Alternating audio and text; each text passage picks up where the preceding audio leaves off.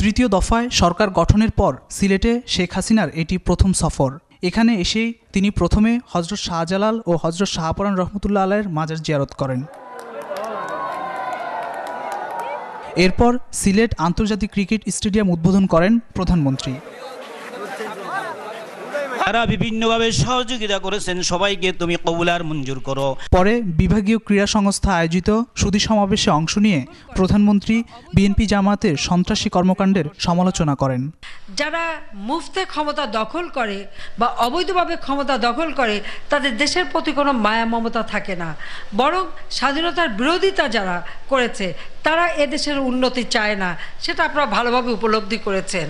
৭৫-এ জাতির পিতাকে হত্যার পর যারা ক্ষমতা এসেছিল দেশের উন্নতি থেকেও নিজেদের আর্থিক উন্নতির দিকে বেশি দৃষ্টি দিয়েছিল। ২০০১ থেকে ২০০৬ সাল পর্যন্ত যারা ক্ষমতায় ছিল, ওই বিএনপি জামাত জোট যখন ছিল, এই দেশ সন্ত্রাসের দেশ, জঙ্গিবাদের দেশ, মানি লন্ডারিং, দুর্নীতি, জঙ্গিবাদের কারণে বাংলাদেশ ছিল কালো তালিকাভুক্ত বা এখানে গ্রে লাইনের নিচে ছিল।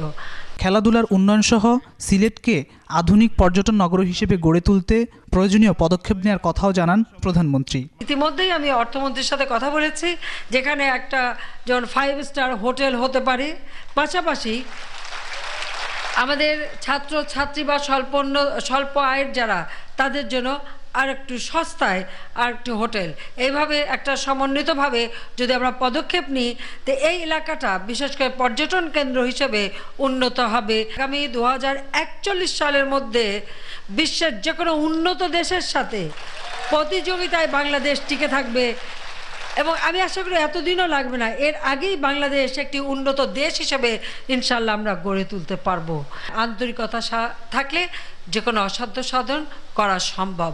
তো বাংলাদেশ পারবে, বাঙালি জাতি পারবে, বাংলাদেশকে আমরা উন্নত সমৃদ্ধ দেশ হিসেবে ইনশাল্লাহ গড়ে তুলব।